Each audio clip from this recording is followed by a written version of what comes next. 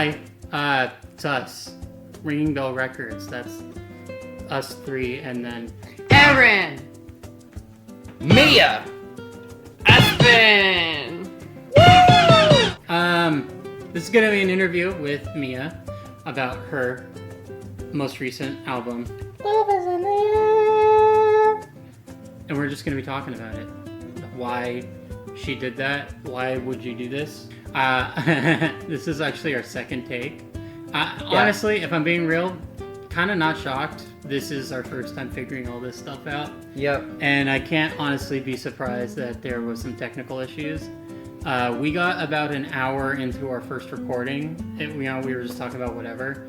And then Aspen got up to check the footage and was like, is this supposed to be like black right now? Is the video supposed to be like nothing? It turns out Erin's camera turns off after 30 minutes, so we're gonna have to periodically go up and click it and make sure. Hopefully not. Unless, because Erin put some tape on it. I put tape on my so camera, hopefully so it don't doesn't have to do that. turn off, but whatever. But if it does, it's not a We big pray. deal. Yeah, so that's it. This is not important. This doesn't affect the video. I just wanted to acknowledge it because Yeah, if we it's seem just a little, funny. if we seem a little like rushed on the first like half. like 2 songs or 3 songs, then that might be why. Yeah, We 'cause- also, we're way behind schedule, so we're gonna try and... We're gonna try and keep things rolling. Yeah, we'd Yeah. probably be done by now. But that's without fine. further ado, this video, ignoring introductions, is about a married woman. That's me. This bitch ass. I'm not actually married, by the way. Just want Mhm. to say that. How's about this? We never touched on this in our original recording that got deleted. Why are you called that?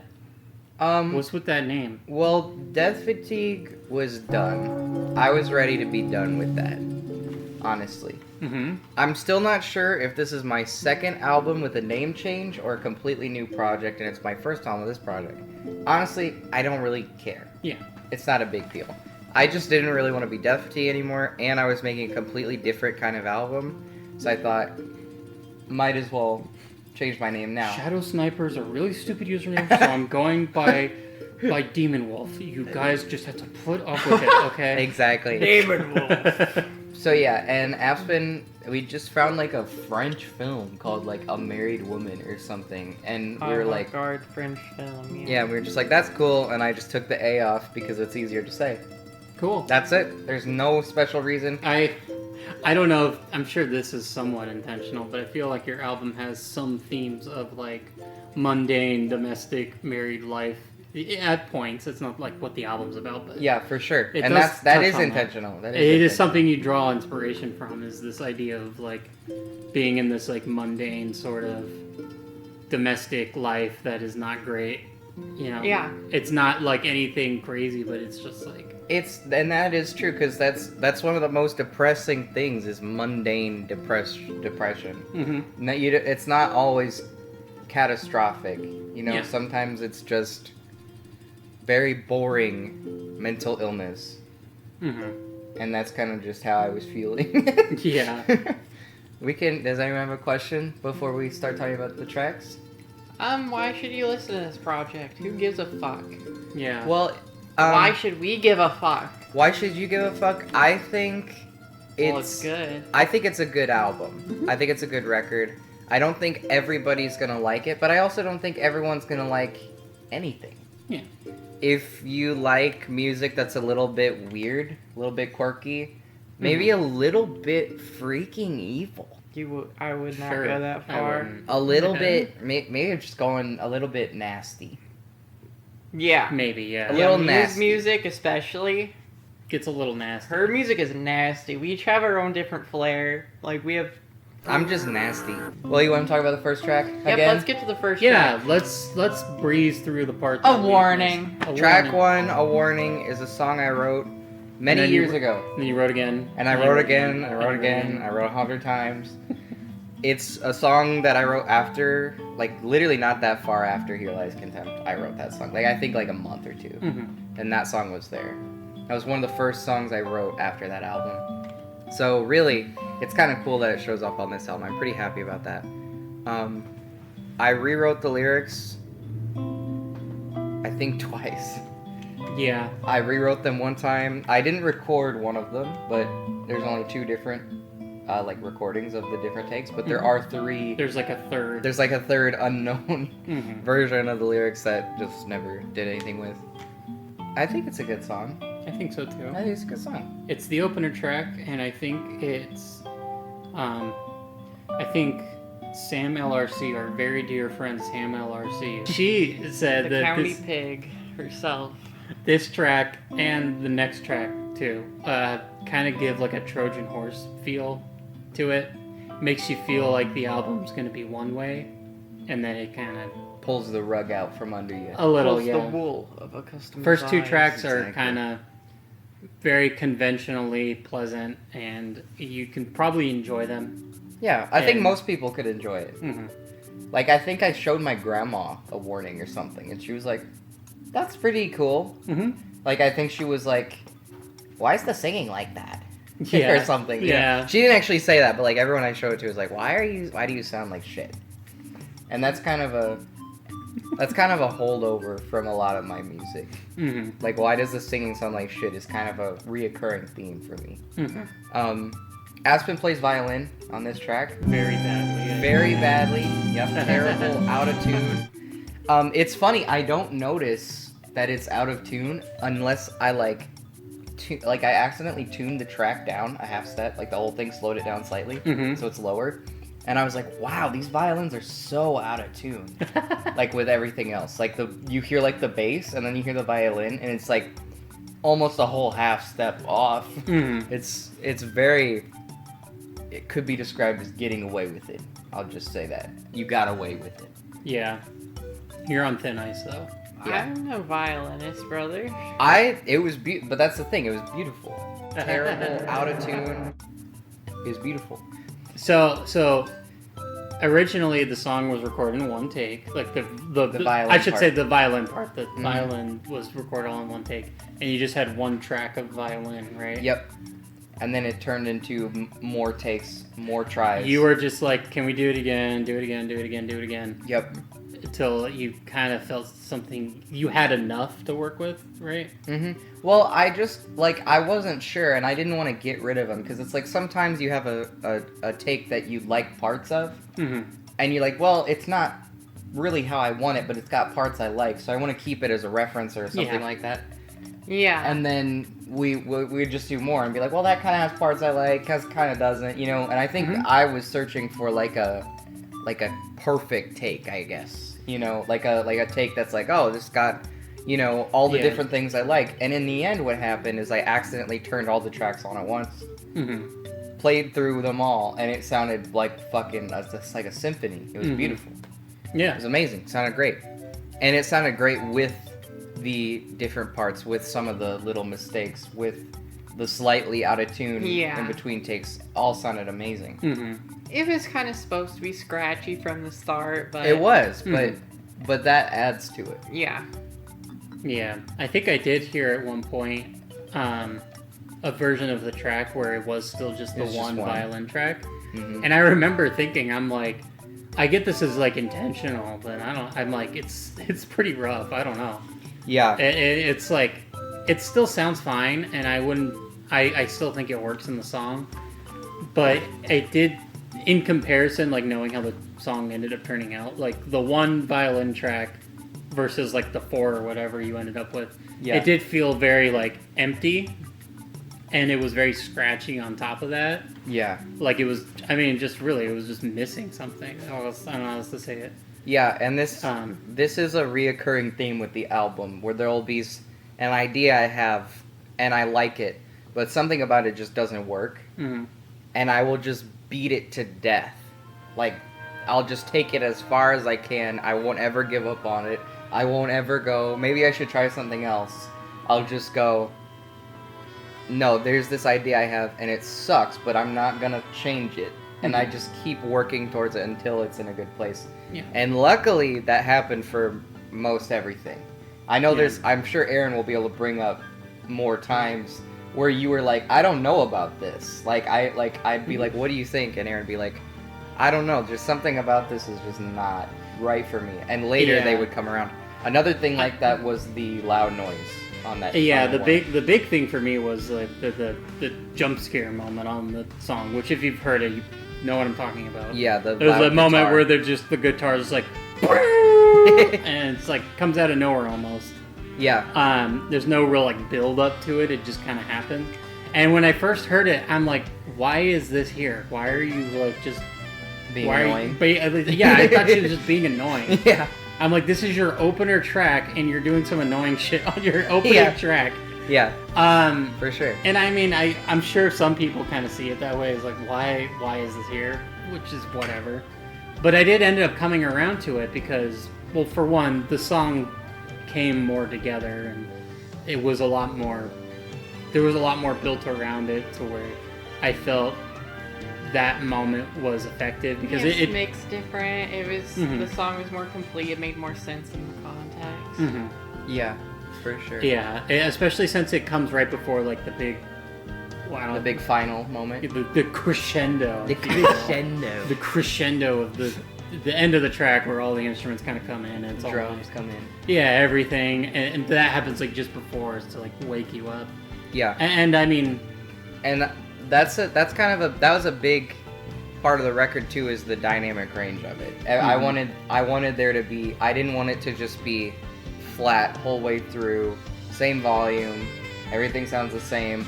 The drums are as loud as the guitar, and the guitar is as loud as the voice, and everything, you know. Essentially, this record is Mia's hyperfixation on dynamic range. yeah. Well, because when you play guitar, it's quieter than when you hit a drum. And when you have a guitar playing, and the guitar is as loud as a drum, or louder, which is the case for a lot of modern music, and there's nothing wrong with this, just different aesthetic preferences. Yeah. But for this record in particular, it just didn't make sense. Like, acoustic guitar being louder than snare drum. That just is not, it doesn't hit the same. It doesn't feel the same. Yeah. And when you have those different sounds at their appropriate volumes, that changes the way you feel about the music.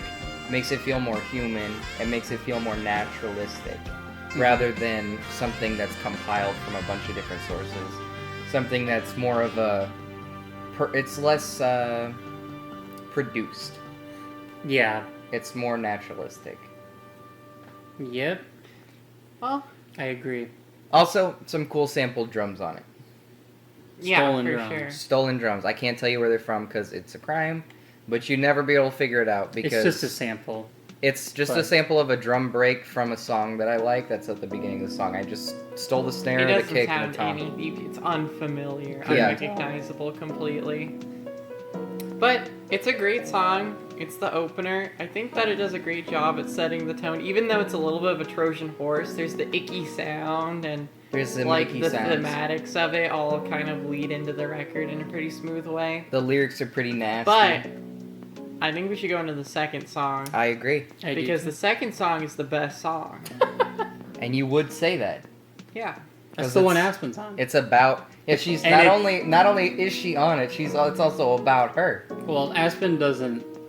I'm not a feel- feature on it, but I'm You sampled. kinda are. I'm sampled on the record, bro. You are sampled, just to hear her voice. Unconsentingly. Yeah, this is talking about the second track. This is the track. This is the sauce. This is your big moment. This is my is big the single. lead This is single. my Smells Like Teen Spirit. I wouldn't say that. It I wouldn't say literally, it's genuinely really good, and I recommend you listening to it. It's my favorite song on the record. It's You would just like a it- great song. No bells or whistles make it anything. You know, it doesn't it's rely loud. on anything. It's just a good song. It's a good song. It's a song that I think that anybody could like, even if Yeah, they don't for like the sure. rest of the album. I think anybody could like it. It's my mom's favorite song. It's my grandpa's favorite song. Mhm. It's my grandma's favorite song. I don't know if my grandma's heard it yet, but I'm pretty sure it's my grandpa's favorite song. It's everyone's favorite song. Everyone loves it. It's not my favorite song. Not your favorite song, and that's why you're a hipster. But this song is a song about Aspen. It's about how I love her. I know. Weird. It's the shortest time frame for a song. For Yeah, this whole you album. I didn't- wrote it in one day, You didn't really hyperfixate over this song much. and it didn't need it. Yeah. It didn't need it. It was basically done after the day. I listened back to an old version, and it's like basically the same. It was still like almost finished at that point. It was like 95% there. Mm-hmm. The first day I made it and recorded it and mixed it, and just needed a few aesthetic changes. Like the bass was really overpowering. It was like an electronic kind of sound, Yeah. instead of like a real bass kind of sound. Yeah. But those things, after I adjusted some of those, it was all fine, and I probably touched Mhm. that the least on the record. It's one of the only songs that has a synthesizer on it. It's one of the only songs that has MIDI. Mhm. The Collision synth in Ableton has a great percussion sounds. You can make any percussion sound you want. Damn, Bucket. Cat's going crazy. Cat's over gonna there. knock over the damn TV. That'd be crazy. That would be so Caught it on camera. big content. Big Wow. content. He's coming out. Oh, He's here. Bucket! There But yeah, the Collision synth, beautiful synthesizer. I used it to make the bell sound. It's a little bit of a glockenspiel kind of thing. Mm-hmm. Very The cutie. chimes. Yep. Mhm. It's detuned. Yep. A lot of people used to tell me they weren't sure about the detuned guitars, and the guitars are in tune. It's not the guitars that are It's detuned. the chimes that It's are the out of- bell. Yeah. I know who in their right mind would fucking say something that's stupid, but... Carson. Well, Carson is a fucking idiot. Oh. But- Also, I don't know. this will be I so don't- funny if he watches this. I don't mean that. Carson's dope. Yeah, he's dope. Shout out to Carson for liking my album, because I thought he was gonna hate it, and he said he sent me a message one day that said, "Listen to your stupid ass album." It was funny.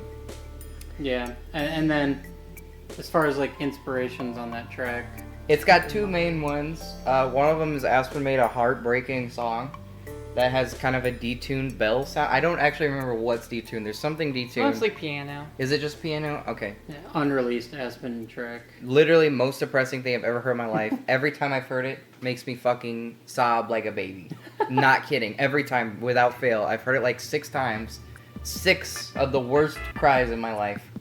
It's beautiful and terrible and nasty. And after Aspen listened to this song, she was like, "Oh, it's like that song." And I didn't even think about it. Mm-hmm. But now that I hear it, and I did listen to her song after I listened to my song, and I do kind of hear it, honestly. Mm-hmm. And that made me really happy, and I like to think of it as like a kind of unintentional, like, Homage. yeah, like kind of like co-piece to Okay. it. Yeah. You know, kind of like a slight nod, like almost like a fan part 2 or something. You know what I mean? Yeah. Kind of like your Creed tribute. Kind of like my Creed trivia, exactly. The other major one is Black Market Cart, who made an amazing album, Today I Laid Down. And that album, the opening track is called, I think it's called Sunday Morning Text. And that song has a kind of a similar detuned bell kind of thing. Detuned like glockenspiel. That I was really inspired by, and basically just wanted to do something similar because I thought it was such a cool sound and kind of underutilized. Mm-hmm. Rest in peace, Black Market Cart. Yeah. Very great musician. That's that song. It has a really cute sample of Aspen at the end of it that makes me smile every time because she's very cute, doing her silly little voice. The worst part of the album, honestly.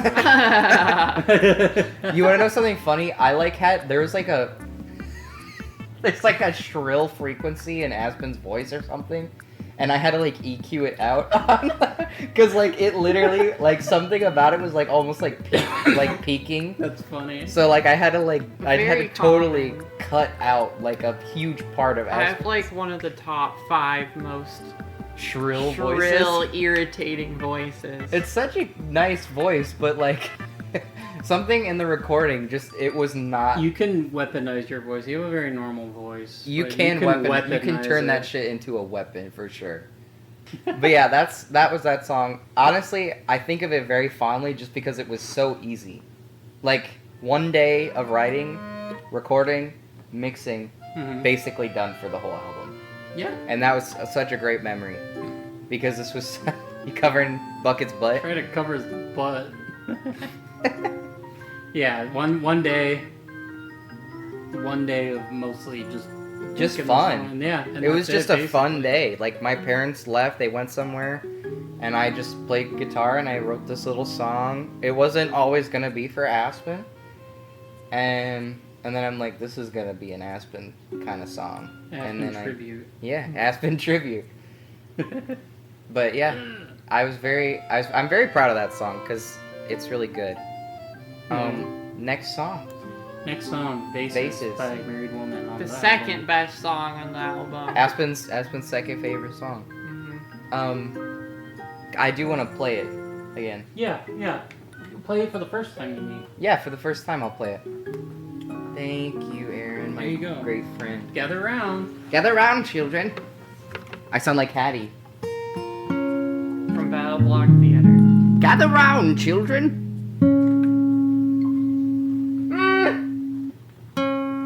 Okay, so it's got this really shitty note in it, as you know, because you've heard the song. You see, even that's not quite it. yeah, it's gotta be. It's like it's literally like right down the middle. It's like perfectly out of tune. Yeah. There we go.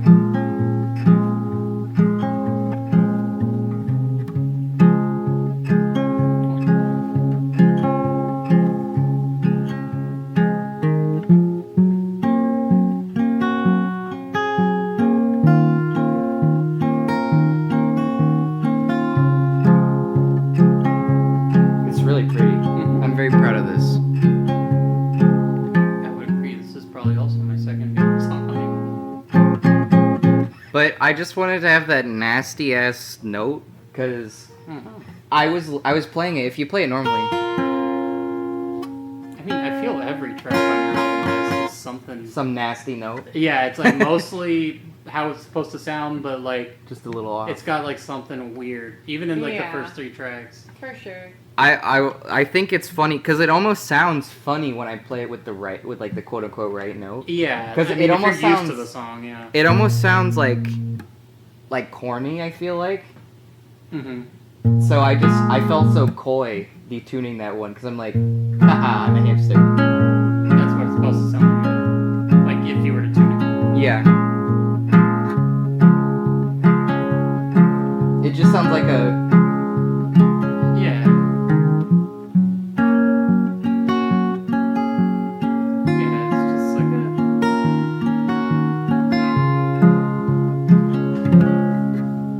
wow. It's just like a normal kind of song. And I like to detune the notes because that's all I know how to do. That's my one trick. I'm a one-trick pony. I Yeah. just make the notes sound like shit, and that's it. Do be pretty good. But it sounds You nice. can really like any of these songs if you know like basic cowboy chords on guitar. It's just basic chords. Mhm. You just put a lot of shit around it, and that's what you get the sauce. I remember saying that because I think there was a point when you were kind of getting finalized on the album, sort of. It wasn't Yeah. quite there. You ended up cutting more tracks, a couple tracks, and like rearranging things. But you were worried that the album sounded too much like a. It didn't have any like cohesiveness to it in a way. Like one track didn't belong to the other tracks. Yeah. And you were kind of worried about that. And I remember, I don't know how, I remember saying like I feel like one aspect about a lot of the tracks on there are that element where there's just something off about it. Mm-hmm. It's more subtle in some songs and less subtle in others. But Yeah. I mean, just like something like that, just like an off chord on your strumming, or the weird like like off key bells, Yeah. it just stuff like that. And I'm like, that is the cohesion, I think. Yeah, on a lot of the I tracks. totally agree with that. And yeah, it's hard to see. And I can get bogged down in that stuff. I get bogged down in like the reception or like just stupid shit that I shouldn't really care about. But but it's just brainworms. But it's a bad thing to want to have an album that's like That's true, cohesive. but I take it too far. I Maybe think. sometimes, yeah. But yeah, and I think that is the thing that ties it all together. It's almost like a looming unease, Mhm. you know. And maybe it's time to talk about the fourth track. Oh, The yeah. big one. The big track. This is a controversial track. Aspen doesn't like this track, and that's totally okay. I respect It's that. okay. Well, she's medium on it. She's not too I think hot it's on a it. good track. I just don't.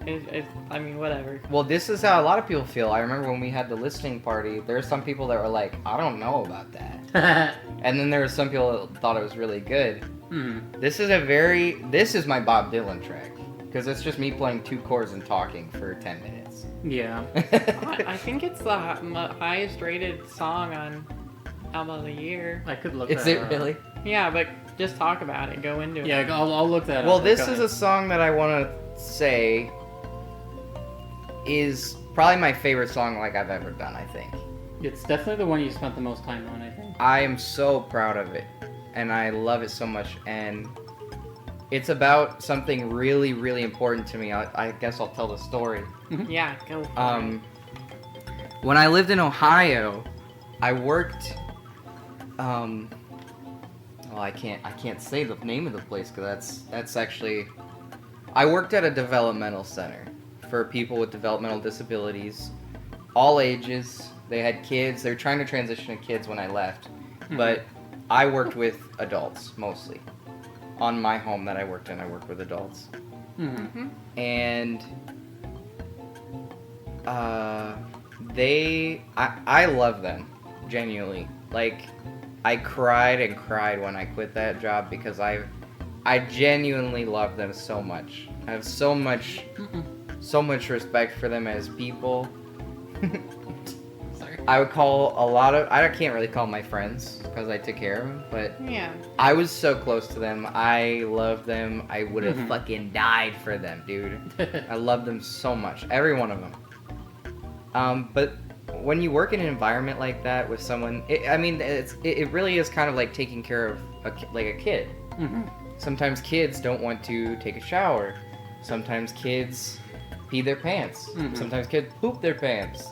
Mhm. Sometimes kids don't want to eat certain foods, all that stuff that applies to them.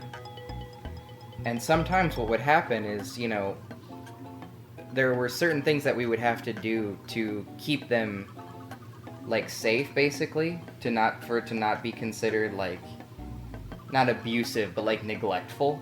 Yeah. There are certain things that, like, by law you have to do when you have a place like that. Yeah. And one of those things is, like, basically maintaining hygiene.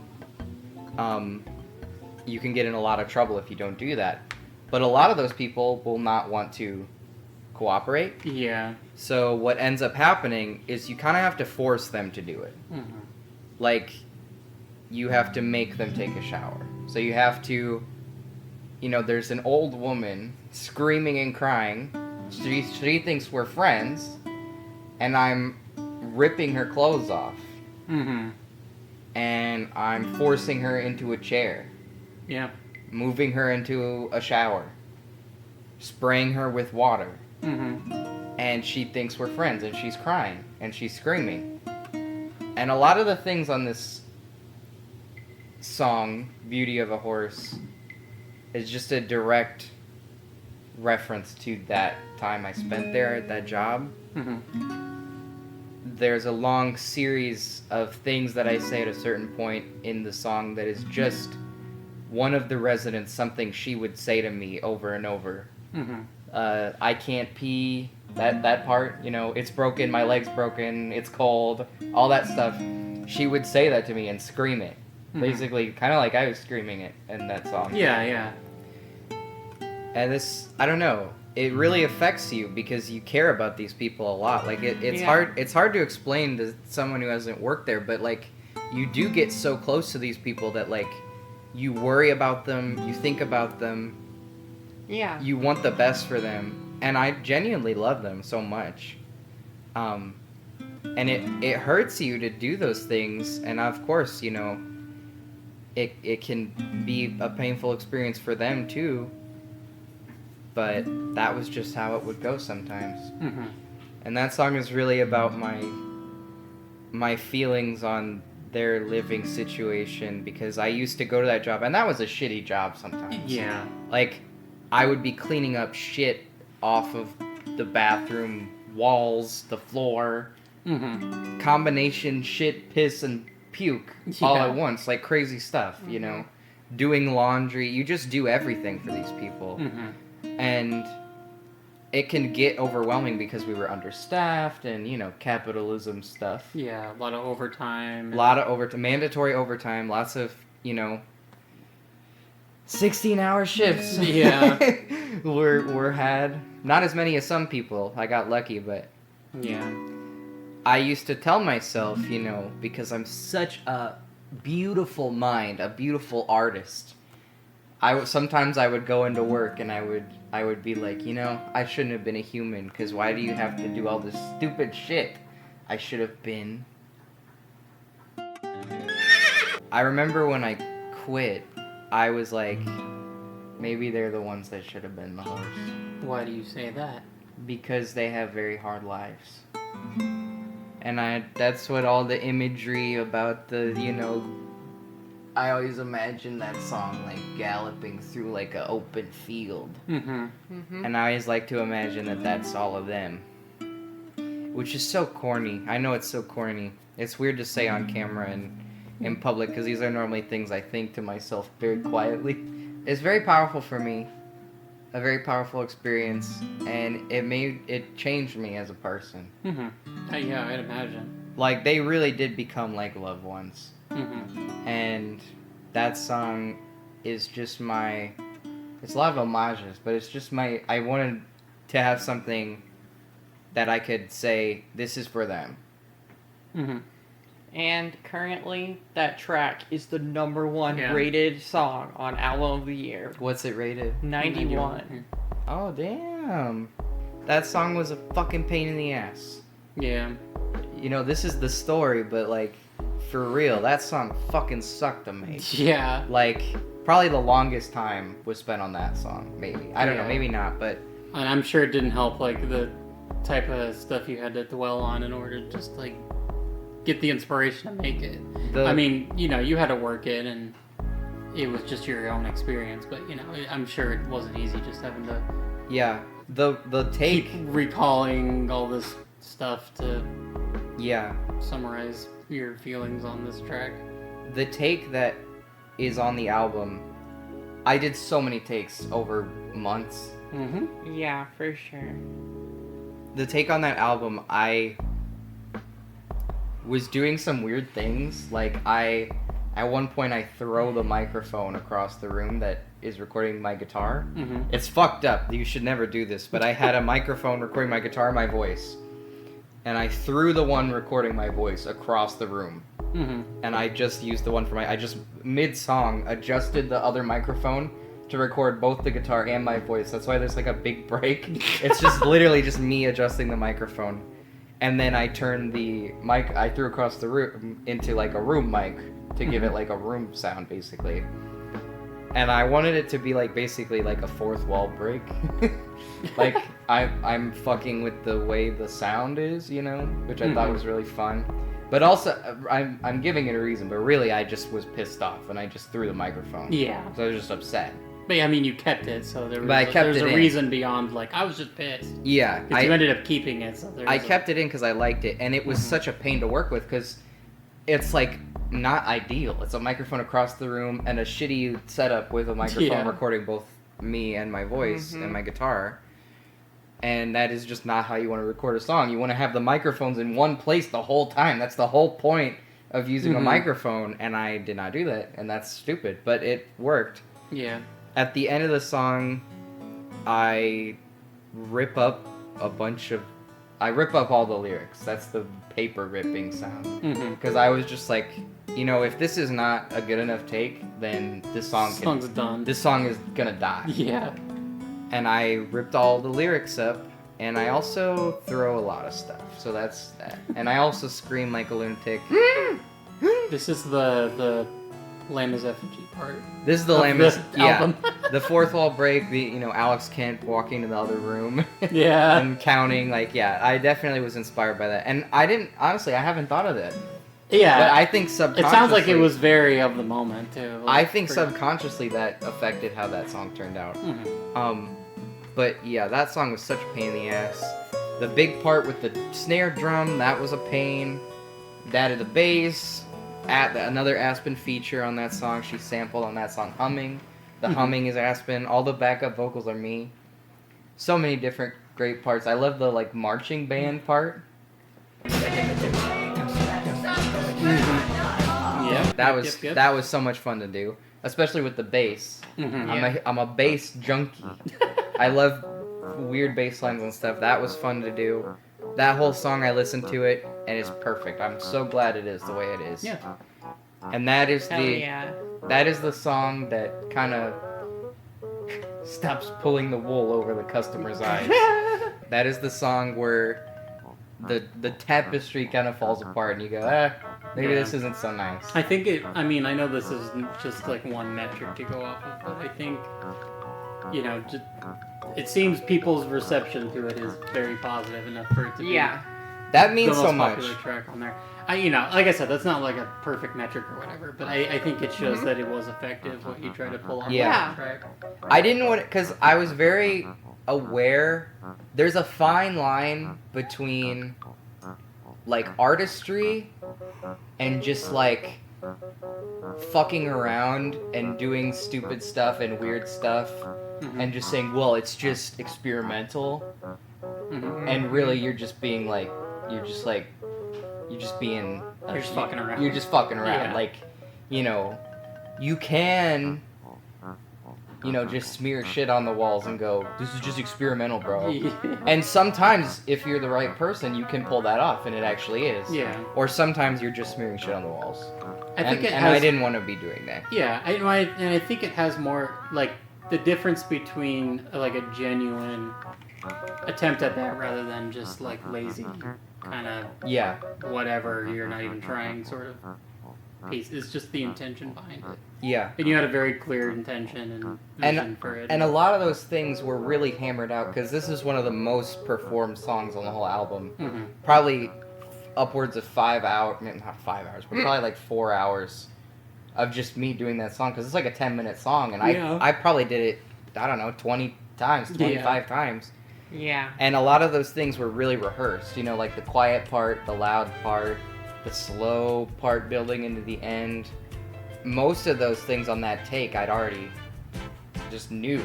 Yeah, I like where the song was going. I almost had like all 4 pages of the lyrics memorized at that point. It was so rehearsed. So that really gave it the chance for it to just be like a good performance, And I think it did. I think it did too. Hell yeah. On the Bandcamp page, I put like a special thanks. I wrote like everybody's initials on the like special thanks or something. If you go look, you'll find it somewhere. But I know I put it in. I was originally gonna put their names, but I thought that would be a actual crime. Yeah. Next track is The Fastening. This is really where it gets bad. This is where it gets bad.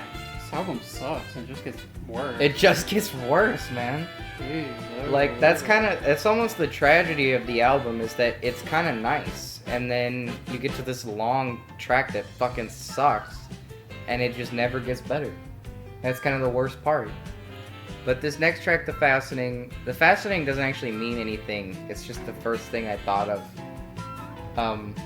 Hell yeah. It sounds like The Fattening, which is a reference to the song.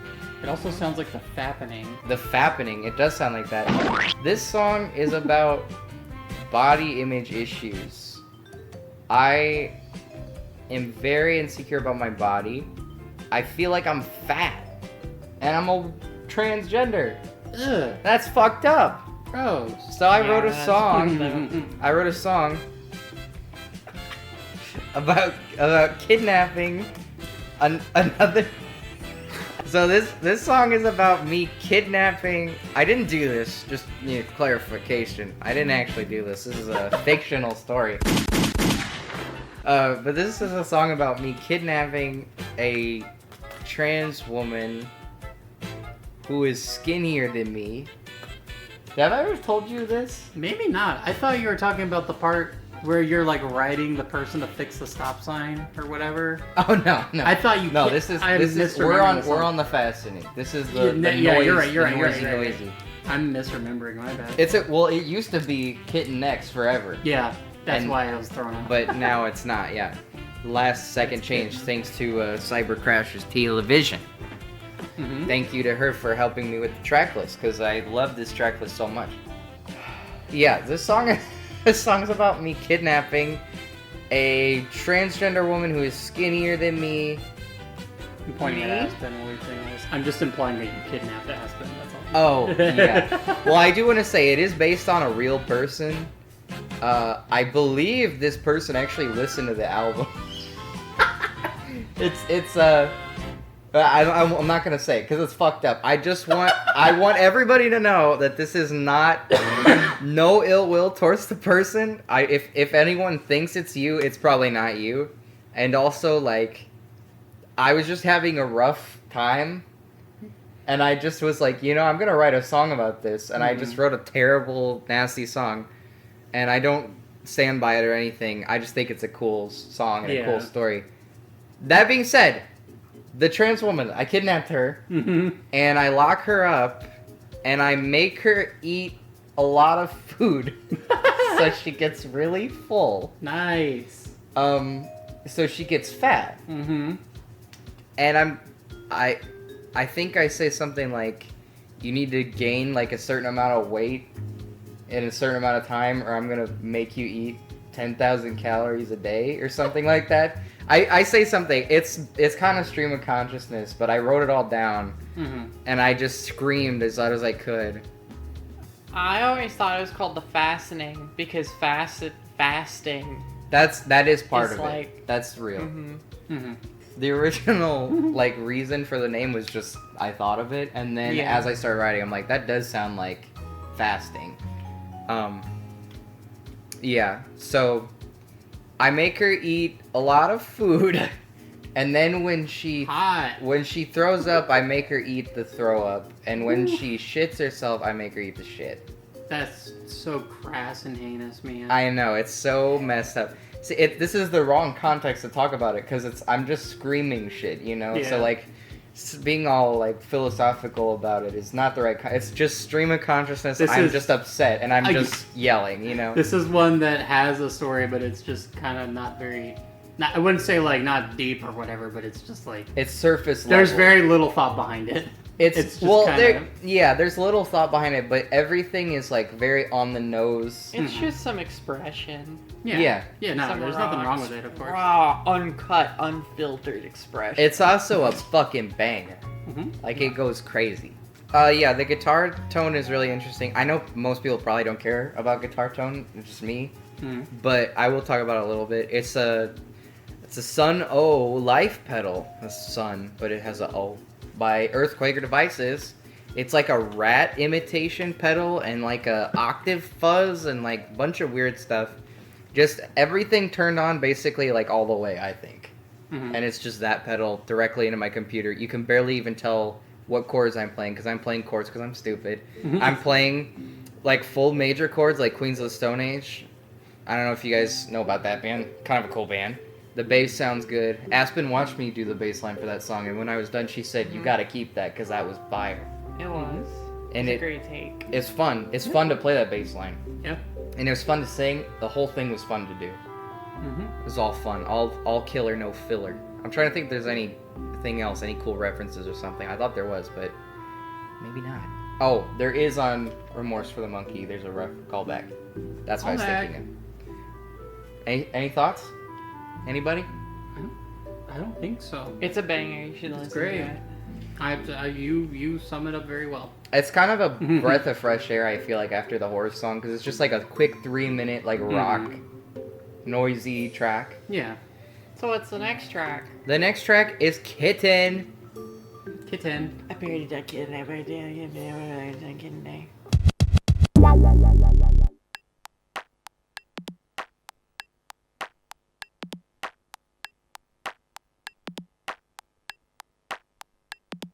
Exactly. That's how This is a song about how Mia buried dead kitten one day. That's it.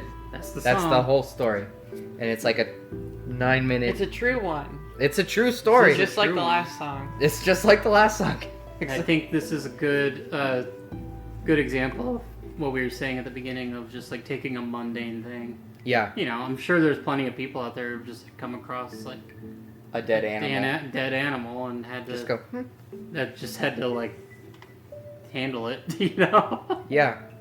That, I like how you said that, because that really is how I felt. Like, my mom, I just went downstairs one day and my mom was like, there's a dead cat on the sidewalk. Mm-hmm. Can you, like, take it out back? And I just went outside and it was just a dead kitten on the sidewalk. And I just got a shovel and it was, like, stuck to the sidewalk because it's, like, head was open. Mm-hmm. Oh. So I had to, like, it was gross. Like, I had to, like, scrape it with the shovel and, you know, it's a baby. You know, no one wants to do that. It's just one of those things where it's like, I don't know, and I was going through it, you know, and I was just like, really? Like, why do I have to do this? Yeah. Like, fuck you, man. Yeah. Like, this sucks. And I went and I buried it out back, and I was like, this is so unfair that this cat had to die. And I had to make it all about me.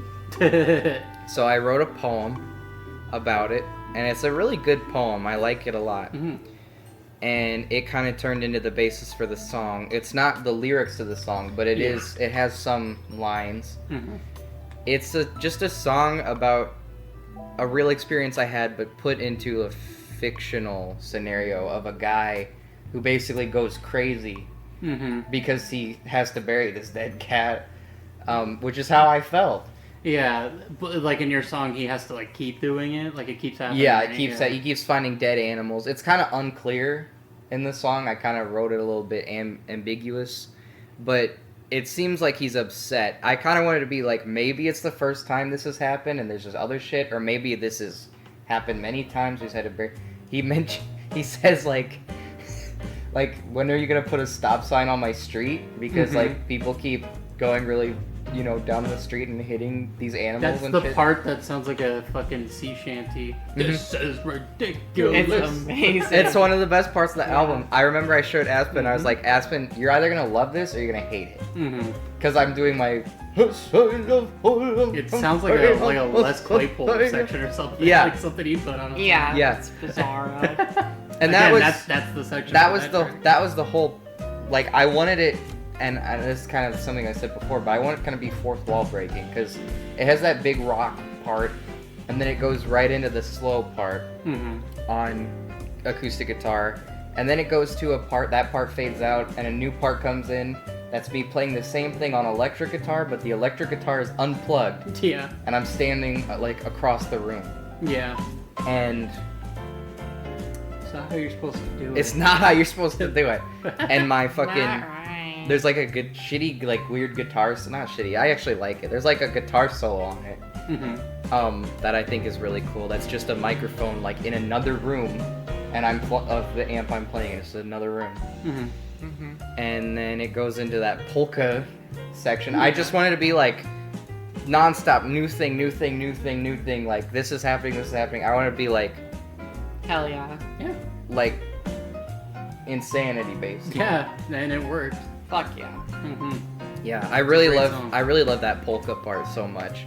I had so many different instruments. I had an acoustic fretless bass that I bought off of Carson, and that's on there. And so many different instruments. I literally think there's like 56 tracks or something on that song of just different audio tracks of all these different things. It was a pain in the ass. And of course the guitars, it's the worst mixed song in the album. Because there's so much shit going on. Yeah. And then I have my emo part at the end where I sound like some sort of emo boy. True. That was really fun to do because the mic, I plug my microphone into my guitar amplifier, and I sat in front of my guitar amplifier and screamed into it, and I recorded in front of me, so you can hear the distorted voice from the amplifier and my natural voice Yeah. in the same take. And I think it sounds really cool. Yeah. Love that. A lot of the lyrics don't mean anything. Yeah. A lot of the... I just want it to be craziness. Yeah. And it worked. I think so. And I think Sam said it's her favorite song on the album. She said it's her album of the year, but she's biased because she's on it. Yeah. It's also Amelia's. She's not on it. That's true. Amelia gave it a 100. Yeah. Like, this has changed my life. This is a life-changing album. Shout out Amelia. For real. Yeah. I catch her listening to it sometime. Because, like, if you're on Discord, it'll show...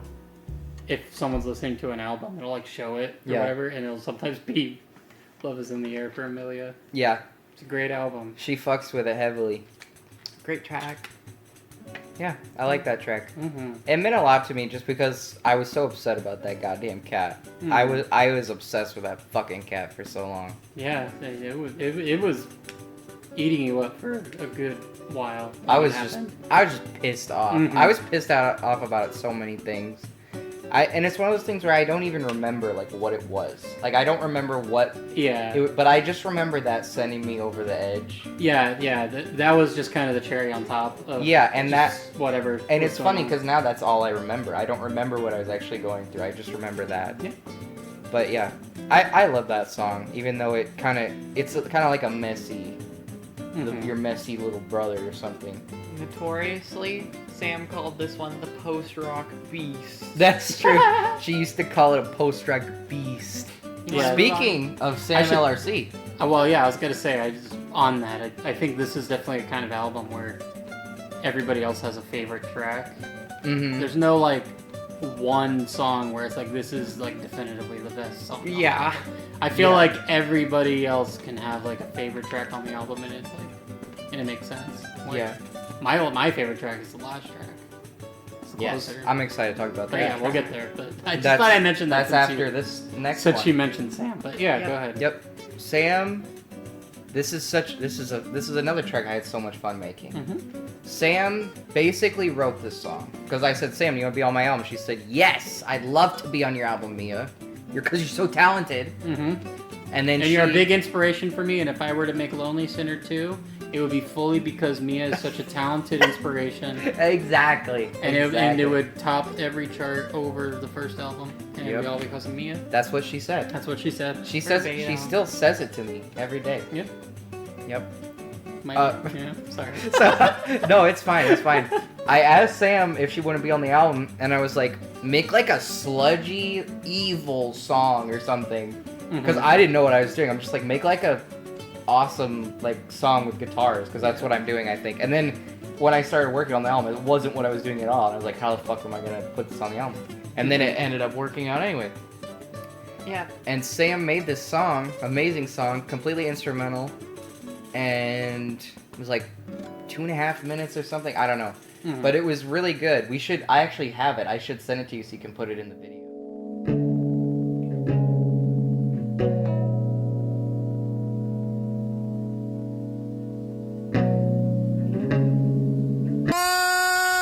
And it sounded great, and I thought it was amazing, but she lost the stems. She lost everything. So I just had this like MP3 of it, and I can't work with that, obviously.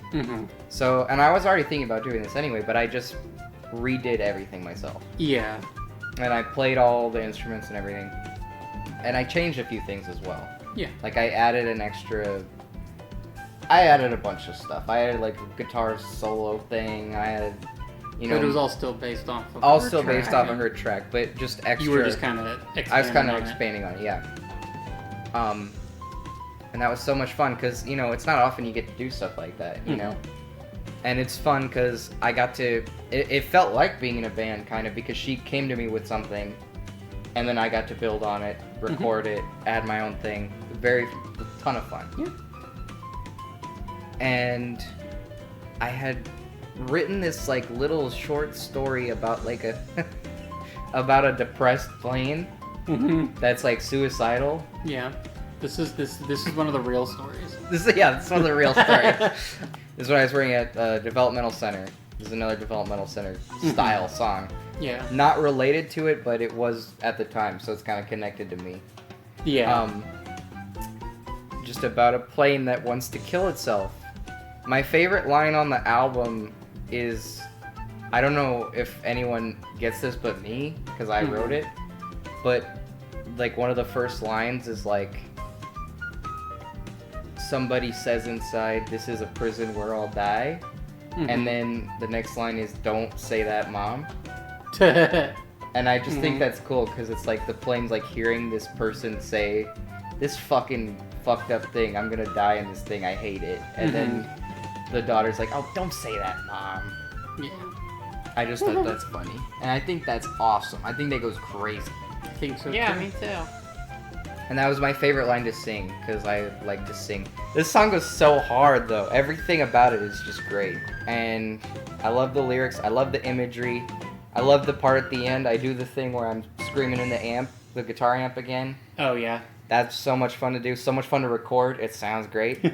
I love how it sounds, even though I don't think anyone else does. Aspen was like, I don't really like it. And I was... You say, fuck you, I don't care. Yeah, and I said, fuck you, I don't care. That's kind of because... Which is the base thing to do. It's kind of because of the Pixies. There's a song called Something Against You by the Pixies. Another Steve Albini thing. This whole record is just me jerking off to a picture of Steve Albini. Because Steve Albini is all about recording the sound as it is, you know, dynamic range, making sure the band sounds like the band, and I was all over that shit with this album, so obviously I gotta have more fucking jerking him off. There's a Pixie song called Something Against You, where it's the same thing, just guy screaming into a microphone that's plugged into a guitar amp. Yeah. And it sounds great in that song too. Basically sounds the same. I mean, it's this. You scream into an amp, it's gonna sound like. Yeah. No matter what. So. Yeah. Final stretch. Final stretch. Last track. Well, I do want to say, Yes. before then, Sam, I'm very thankful to Sam for doing that great song, and I'm thankful to myself for, like, trusting myself to do that song, because, like, I was like, I can't do it better, you know? Yeah. And then I started working on it, and I almost, like, just said, like, I don't know if it's gonna work, like, a lot of times. And I'm glad I didn't do that, because I really love how it is right now. I think it's, like, the most amazing, like, penultimate track ever. Yeah. I think it goes so crazy, especially that the guitar at the end sounds like a plane to me, like Crash, like the. I love that part so much. The final track, Monkey song. Remorse for a Monkey. Uh-oh. This is one fucking weird song. A really great track. Yeah. It's like 6 minutes of me playing guitar and just singing this long. It's kind of another similar to the Horsey song. I kind of see it as like the counterpart to it. Yeah. A lot of similarities for sure. It just feels like, I don't know. Should I tell the story first, or what should I do? I don't know how to approach this. There's so much about this song. Yeah, because this song is the closer track. A great closer, I'll say. Especially the second half, where it's it ends good. It's a closer that ends good. Gorgeous at the end. Closes off. Beautiful ending. But there's a story behind it. There is a story. I guess I'll talk about... So, sorry, go ahead. I should say this is a real one. I know we This joke is a about real the real story. and fake stories, but this is like one of the real ones. Actual real one. Yeah. It's funny.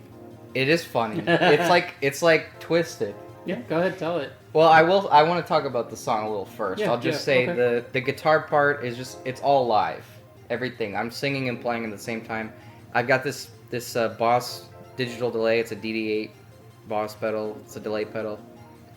And it has a setting that basically freezes whatever the input is going into the amp. It'll just freeze it and repeat it. And you can adjust the settings, and you can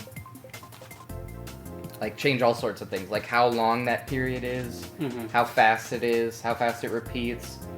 Yeah. Anything. And it's just me doing that, playing a chord and chopping it with that pedal. All live, singing and playing at the same time. Which, it was my favorite experience, the whole album, doing that song. Mhm. I just wrote this stream of consciousness lyrics about this experience, and I'll talk about that, but about this experience I had. And then I just made up this little guitar line. It's not very complicated, it's very easy. And I just sang it and played it, and that was the first take and the only take of Wow. that song. A rare sight. Never even rehearsed. Like, I didn't know how I was gonna sing it. I didn't Mhm. know I was gonna do anything. Yeah, and just It just went. what ended up being like what started out as just like the first test recording ended up being Basically. the final. And this is why, from now on, I always set up the microphones the way I want it the first time. Yeah, In case something like this ever happens and I go, oh fuck, like I really wish I had That was that a great recorded. take. Yeah, and I Yeah. don't have it. And this has cemented that for me because there's a total chance that could have been lost. hmm There's a few overdubs, like a weird guitar solo. There's two guitar solos at the end of the song. This album is kind of weird. It's like a weird guitar solo. It's the same chopped up thing. That's so much fun to play. Mhm. It's so much fun. I played it 100 times after I recorded the song. And then you have the end, Yeah. which has all the vocal layers. Gorgeous. So much Yeah, fun to it's do. awesome. I think it mirrors the first track, like the I agree. the climax at the end of the first track. Yes. Mm-hmm.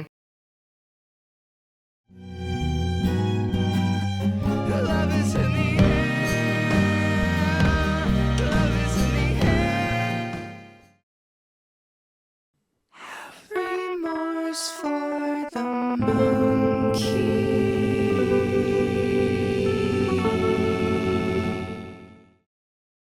I'm very proud of that. I had that weird tremolo guitar. Do you know what I'm talking about at the end? Oh yeah.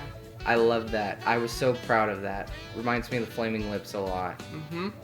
Yeah, just guitar and vocals and a few overdubs. I think it was 3 more voices plus my original voice to get that choral sound. Very hard to sing those low notes. Oh. And it goes down even lower than that. It's Jeez. fucked up. I guess I'll tell the story. Yeah. How about you talk about your inspiration behind this epic tale of the track? Almost every lyric in this song is based off of An individual you knew. a certain individual. And this is gonna go on the internet. I'm sure my parents are gonna watch this. Very cringe, okay? So sorry, Mom and Dad. Close your eyes. This is too much. La, la, la, la, just do that. Or click off the video. Do anything. Please don't watch. Fucked up warning. Fucked up But ahead. super messed up. Go And ahead. that's the terrible thing, is that this is not a made up fucked up Yeah. thing. This is real. When I turned 18, I began to do like internet like sexting. Yeah. I don't know if you would call it sexting. It was basically just I was very insecure about my body. I was very transgender. I was very sad. I was very afraid. I felt like I'd never be loved because I am a freak, as you know. Yeah. I agree. And, and It's true. Yeah, that's so true. Wow. I hit the nail on the head. So I would just go on like these, I would go on these like Discord servers that were like these like fetish content like things, and just like all sorts of weird places just to find like freaks that would like look at my like naked body and be like, that's attractive. And then I would go, thank you, you fulfilled my validation quota for 2 days, and now fuck off. Yeah. So I met this lady, I don't remember where. Probably some fucked up place, honestly. I know it was on Reddit though. Which is funny. And she was 30 years old. She's transgender. She lived in Indiana. I think she was an accountant or realtor. I don't remember. That's an honest line because I actually don't remember. She's one of the two, and she was a Zionist.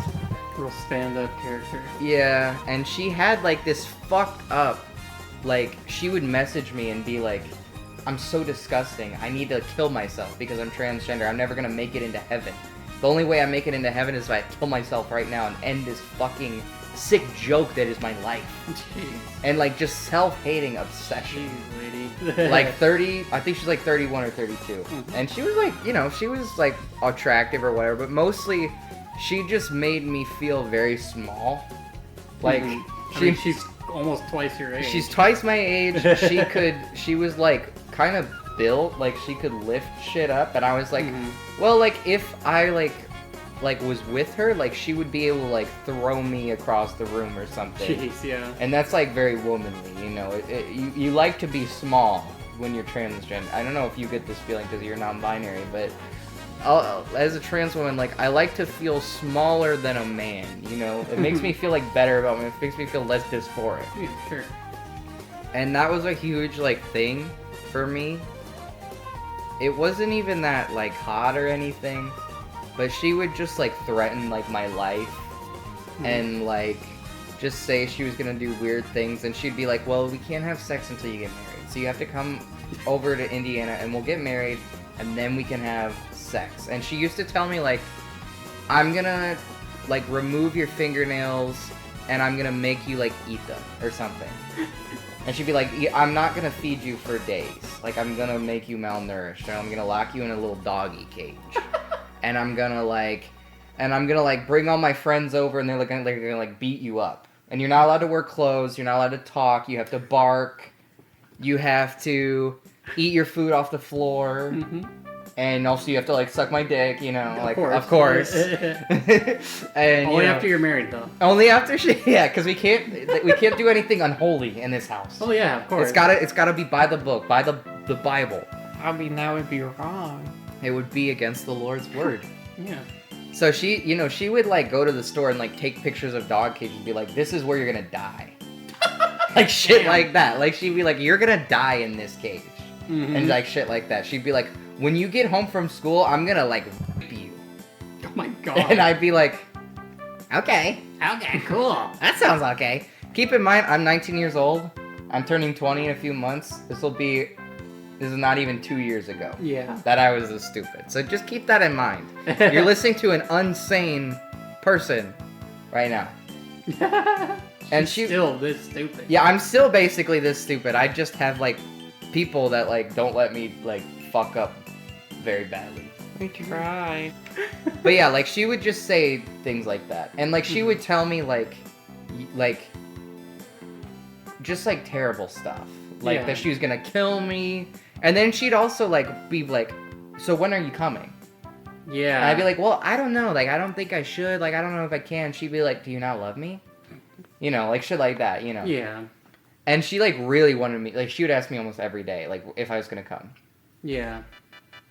And I wrote all this out because like, to me, I get this feeling where I always feel like in my future, I am going to die or I'll be a failure. Like, I always feel like I look ahead and I'm like, the world that I will live in is going to be a world where I have failed. And I am... Yeah, that's it. Yeah, it's a real fear. That's for sure. And I've always felt like this, I feel like. I've always felt like someday I'm going to let everybody down. I'm not good enough. I'm not smart enough. I'm not pretty enough. I'm not anything enough. Mm-hmm. And that in the future, it's all gonna come to a head, and it's all gonna blow up in my face, and it's gonna be over. Your whole life. Yeah, and that's gonna go. be it. Yeah. And so this always felt to me like a very powerful story of like I used to tell myself when I knew this girl, like this woman, adult woman. Well, you know, if everything goes wrong, you can just move to Indiana. Yeah. And be a dog in the cage. Yeah. Backup plan. Yeah, and like literally, like I remember I would be like worried, like, oh, my family thinks I'm gonna be like they're gonna think they don't think it right now, but later they're gonna think I'm a failure because, you know, I'm not going to do this right, or I'm not going to go to college, or I am going to go to college, I'm going to do bad, or... It's not a matter of if, it's a matter of when. It's a matter of when. And Yeah. when that happens, then I'll just move to Indiana. Yeah. That's a relief. Yeah. I'm glad I got that figured out. And that was why I wanted to do that song, because I wanted to get that, like, out of my head. Yeah. Like, there is no escape. I just need to do my best. Yeah. And that was just a song about, for me, like, coming to terms with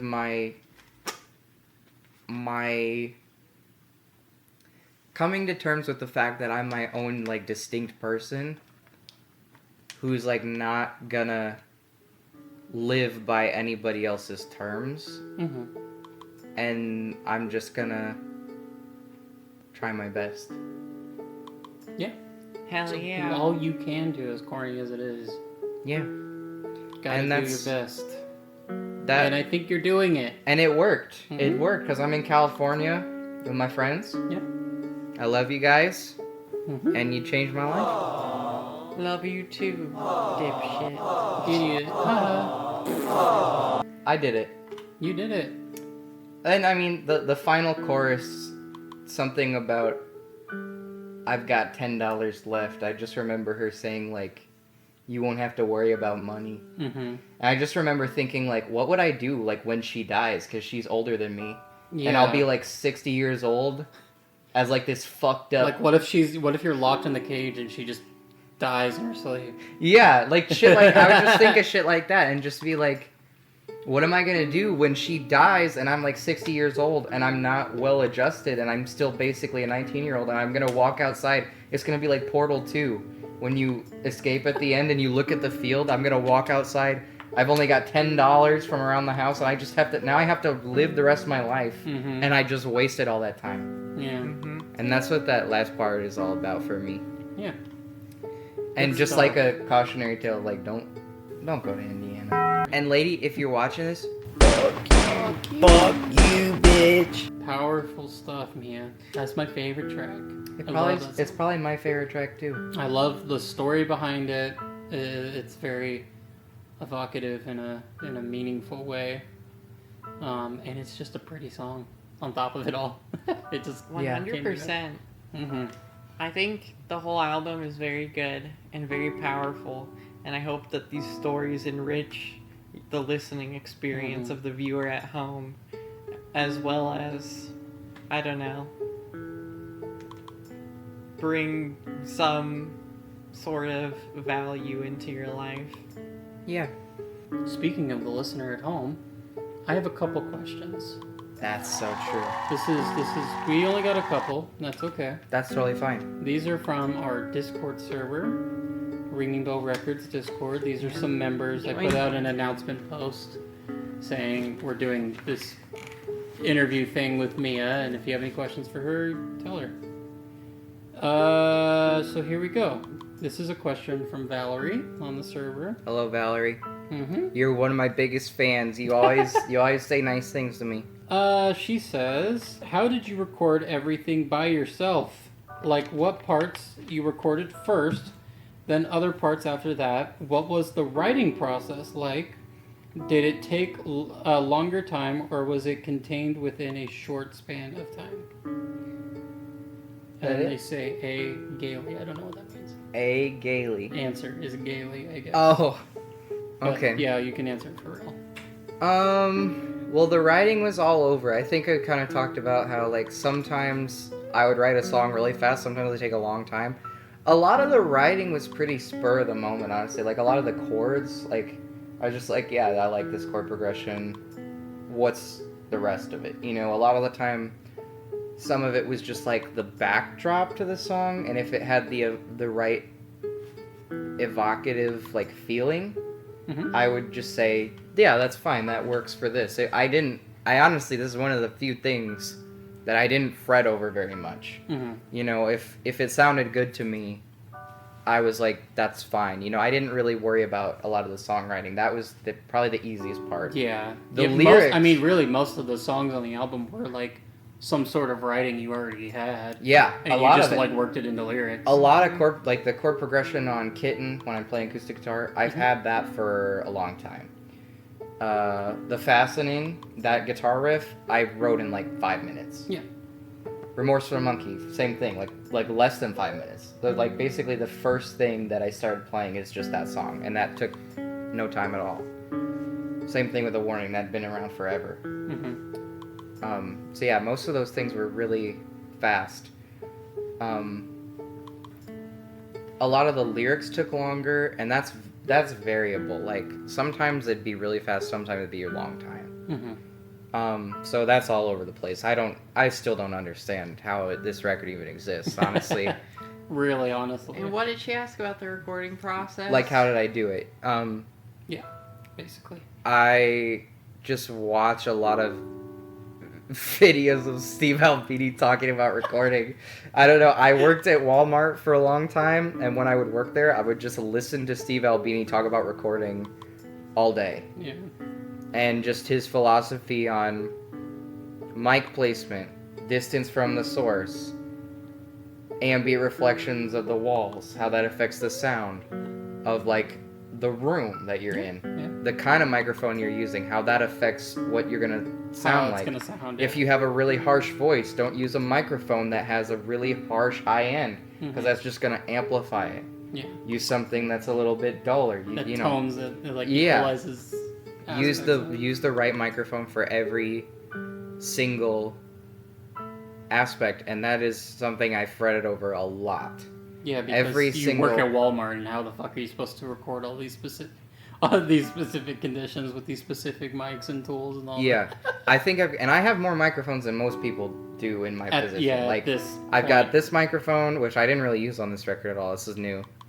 I've got I think I got like jeez. 4 or 5, and You that's. can borrow my Yeti Snowball if you ever need Thank it. you so much. I was gonna ask, and I just too afraid to ask, really. No, it's all Yeah. yours. Whenever you just give me a heads up. Yeah. But just like, some songs you want, I don't want to get too annoying, but like, mic placement and mic choice and distance, which is mic placement, but like, what part of the instrument you're miking, how far away, the angles, all that shit is like important, and that changes the sound. yeah. Although, I would like to add that you can make good music True. with no microphones, True. one microphone, one shitty microphone, one Just good microphone. look at fucking Human Company. They made that album on like their phone, Mm-hmm. and it's like amazing. It's incredible. It happens all the time. And it does happen all Yeah, the time. you can make Aspen good stuff. made that album, self-titled. She recorded like most of the lyrics like on her phone. Yeah, like in the car Yeah. with shitty Like the headphones. screamy parts that were just. Yeah, It's like I'm just gonna go out in my car and scream into my phone. And yeah. That's the song. Yeah. And that's the thing. Really, the recording is secondary Yeah. So to don't everything get too else. bogged down, basically. Not Yeah. that any of the things Mia is saying aren't true or aren't valuable, Yeah. but if you're like, man, I love this Married Woman record, I wonder how she did it, and then you're like, oh, so she I has need to- 5 microphones, and that's not even enough. I need to listen to 100 hours of Steve Albini. Yeah, no. borrow- And I gotta focus on the microphone placement. Okay, I'll write that down. Yeah, really. Like first But and it is all foremost. important stuff. So. Yeah. First and foremost, it's the song. If the songs aren't good, the recording's not good. Yeah. You can't fix a bad song with a good recording. Yeah. A good song will be good no matter what. Everything Mia said still applies. I just wanted to add that. Yeah. I think Mia's album would still sound good if it was, I don't know, recorded on my Yeti Snowball. Yeah. But because they're just strong writing and strong performances. Yeah. Yeah. I agree with that. Do you want to move on to the next question? Yeah. Yeah. Just Just- is there anything I didn't answer? No, I think Okay. you got it. Yeah, just your process. You know. Yep. And Okay. really, it took so long to write. Like, there Yeah. really wasn't a good process. Like, so many different things happened Yeah, over I such think- a long period. Like, I think the process mainly came to how you wanted to finish the song. mm-hmm. Finishing the song was the hard part. Yeah. Adding and removing and getting to that point. I didn't mean to bang the table. Oops. That's okay. This one's from Claire.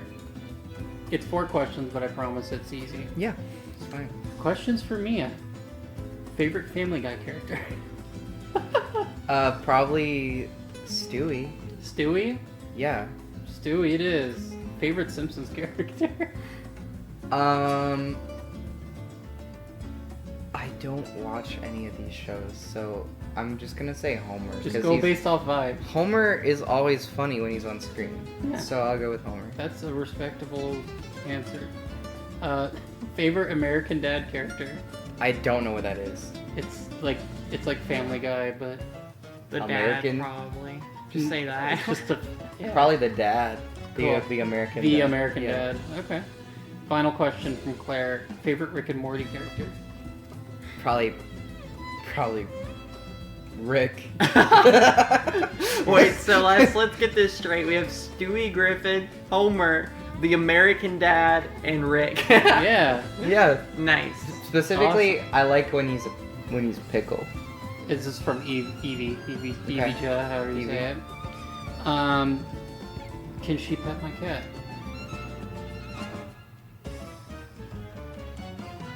Aubrey asked, do you fuck with Mommy Core?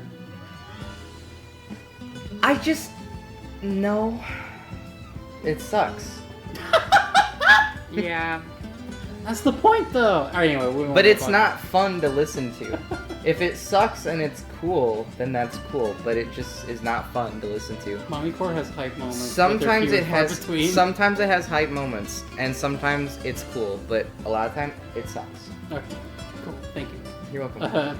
Final submission. This is 2 questions, Okay. but it's the final person who submitted. Who's this from? This is from Enme. And me. Enme. And me. They also sent that picture I sent you. Mike Patton. I love that image. He says, I've sent it "Listen." to everyone in my family, by the way. I'll ask 2 questions, and hopefully one of them will be unique. Oh no, wait. There's one more question after this. I'm sorry. But anyway, are the ideas in your songs usually something you've had floating around in your head for a while? Like you kind of answered that, or are they just of the moment? And how long do you usually spend on polishing phase of the song? That is a different question. Can I answer this question? Yeah. for You Mia? can. You Yeah. can. Okay, the first question is both long periods of time and short periods of time. Spent on the idea of. Oh yeah, sometimes it's just like it's rolling and then something happens, and sometimes it's something that she's obsessed with and been working. Yeah. The polishing takes forever for me. Yeah, that's like 90% of the Yeah. process for her. Yeah. It takes years. And I'll Oftentimes, just say this. literally years. I'll just say this. That's not a good thing. Like that, it doesn't need to last that long. Yeah. But it does. Like, don't think, like Aspen said with the microphone thing, like, don't think this is me saying, like, oh, like, the only way an album like this comes out is if you're polishing for, like, a year. Like, no. Like, it's just my psycho CEO obsession. I can't stop. Yeah. Like, I didn't can't mean let to it hostile go. takeover. I just wanted No, to that's say it fine. takes forever to roast me out a little bit. That's valid. That's valid. Everyone has to put up with it. Yeah. This is not a unique thing that has been said between us, but Aspen is really like the perfect counter to Mia's workflow. True. Aspen made like 3 albums in, what, 6 months? Something like that? Yeah. And yeah, she's just like, song fun. Yeah, and then this album took, like, 2 years or whatever. Yeah. I mean, formally, like, 1 year. But Yeah, like dedicated work. Yeah. Their second song, or excuse me, second Second question from Enme. I really adore the violin playing in your album. Or whatever boat instrument it is, please correct me if I'm wrong. It is violin. There's also, I forgot to say, there's violin on Vases, and that is me. That's me playing violin. Oh, yes. Is there anything your use of it was particularly inspired by? No. Just one violin on the track? Just wanted a noise. We have a violin. The Probably the biggest reason we have it on there is that we own one. The biggest inspiration for everything is just that I had it. This was supposed to be my album of realness. Yeah. So I recorded all the guitars with microphones. Everything's recorded with a microphone. If I had it around, I used it. Yeah. So I had a... Violins on the songs because you had a violin. Yeah, because it was in the room. And same with the fucking accordion. Mhm. Aspen has an accordion, so I played the accordion. Aspen got a snare drum. So I played. There's snare drums so on there's this. a snare drum, yeah. Cool. And then Emmy just says, "Thank you for the beautiful music." Thank you for listening. Sorry, the camera cut out. I fixed it though. The question was, Inspiration for the album cover. what inspired your album cover Well, art? Aspen bought me a dress a long time ago, and I was so embarrassed to wear it, so I didn't ever wear it for anything. And then I wanted to have an album cover that had me in it, and also wearing a dress, because I wanted to wear a dress. Mhm. So I went outside. It was raining. It was raining. You did like a whole photo shoot. Did a whole photo shoot with my uncle. Thank you, Ronaldo, Uncle Ronaldo. Took all the pictures. Took like 100 pictures. With me with the gas can. Mhm. Love all those pictures to death. Put these on screen if you want. They're to. so cool. Yeah, you should. They're so dope. They're so cool. And this was just one. He thought it was funny because I picked the one that's like blurry. Yeah. But I think I look like a witch. And Yeah. I think it fits the album because I think I look really happy, but it also looks kind of sinister. It is. It's weird. I don't know. The first time I saw it, I'm just like, this has so much Aura. aura. It has such like a good vibe. Like it was one of the, when you like you see or hear, like, especially this happens with me when with music. I'll hear it. I'll be like, that's correct. Yeah. This was that for me. Yeah. I saw it and I was just like, that looks amazing. I love how that looks. It stood out to me immediately. Mhm. And we did a bunch of different versions of it. Erin, thank you for helping with that and sticking with me. Yeah. Especially when I go, I don't want any of those. I just want the original one. Yeah, there was a point where we like reached. It was the same picture, but it was like cropped slightly differently in a different Yeah, location. we were like doing color correction and little things. And I Yeah. literally just went, Erin, I just want it to be like a cropped square photo of the original image, and that's what it is now. Yeah. Like literally the only difference was like the final you're like centered in the frame, you're like the focus. I like the idea at one point of you not being the focus. And it being you're a like a little branch. background element, and like because in the actual picture there's like this branch and it is the only thing in focus because it's like closer to the camera. Yeah. And Mia is like out of focus, which you can see on the final. But I'm like, what if that was the focus and Mia was kind of in the background of it? Yeah. I wasn't like married to that idea. I just Yeah, thought it would be kind of a neat idea. For better or for worse, I said that was a dog shit idea. and That's fine. and I might have convinced Mia to change it. I don't know. No, it was her decision. separate. But, It was separate from you. well, you decided while I Yeah, was because- there, while we were talking. Sure. Yeah, I but- remember. I had been thinking about it. Yeah. So I'm not taking credit for it, but that was my opinion. And It might not have happened without you, but also I had been thinking about well, it, and also I just you didn't take everything I said. This wouldn't have been the final cover if you. It was fully up to you. Yeah, if it was fully up to me, we would have gone with a different picture in the first place. That's so. true, yeah. I don't know, there's just something about it to me. It just captured something for me. It just felt like the Yeah. album. I felt like when I listen to the album, I can see that image in every song. Yeah, You ever I seen can Blonde on picture. Blonde? That's literally like when Yeah. when I hear you singing the lines like "Love is in the air," I picture that Yeah. picture like Yeah. you're singing it in the fucking woods. And you're I'm in the doing my rain, little You're all dance. sweaty. I know it's rain, but it like you look all sweaty and disheveled. And I'm doing my little, Yeah. little dance. Yeah. Iconic. Great I think photo. It's a great album art. Agreed. Really, And a great album. thanks to my uncle for doing that image. He's a great photographer. Great stuff. That's it. I think That's it. that's the last question I had for you. How do you feel, Mia? I feel good. I'm so thankful that you guys did this with me. I've been thinking about it forever, Yeah. and I've always wanted to do this. We were just gonna do a stream like last time, but I like this. I think this was awesome. Mhm. And Yeah. then we want to do more of it, of course. Give us God's grace. This was the first attempt at this. Yeah, there's gonna be a lot of like weird shit going on. I'm not good at being on camera either. It's When I okay. get nervous, I start like acting out a little bit. That's okay. Like, I wanted you here. I knew you were gonna do that. I was like, I want Aspen here. Yeah, so I don't know. It'll probably get cut out, but I know that I'm not like a goat on camera. So. But I would say Aspen is like insistent on like I do want to do on camera stuff. You did. Oh yeah. Yeah. Yeah. That's not like saying like I don't want it to be here. Well, I want to be better too. Yeah. I want to grow. So we're glad you're here. Mm-hmm. Yeah. And I have reclusive tendencies. But I just want to thank Yeah. you guys because really this record wouldn't exist without you, and I wouldn't be here without Yeah. you. Thank you for sticking with me, putting up with my shit, putting up with all my shit that I do, and just you do far more good shit than dumb shit. So that's it evens it out. We Yeah. appreciate you, Mia. You're a Thanks. positive force in our lives. Yeah. And we love and care about you. And the album's really good, and you should listen to it again if you have listened to it before, and if you haven't listened to it Again. before, just listen Again. another time.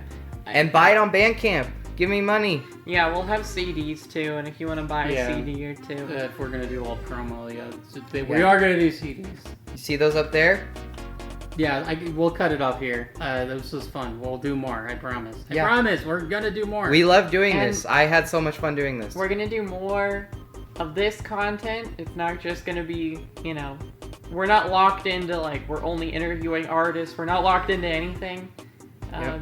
It's gonna be evolving, but expect higher levels of consistency of things coming out, Mhm. True. higher levels of effort going into things, and True. just Yeah. it's a long road ahead, but we're taking it step by Yeah, step. we're doing the thing. And put this in the video. Yeah. If you have feedback for us, like helpful feedback, opinions, we would feedback is very helpful. Input, ideas, and feedback, all great, Yeah. useful things that we like. True. If you say stupid shit, I will ignore you. Anyways, have a great rest of your day. Bye. Bye. We love you. Ah, cool. Good stuff.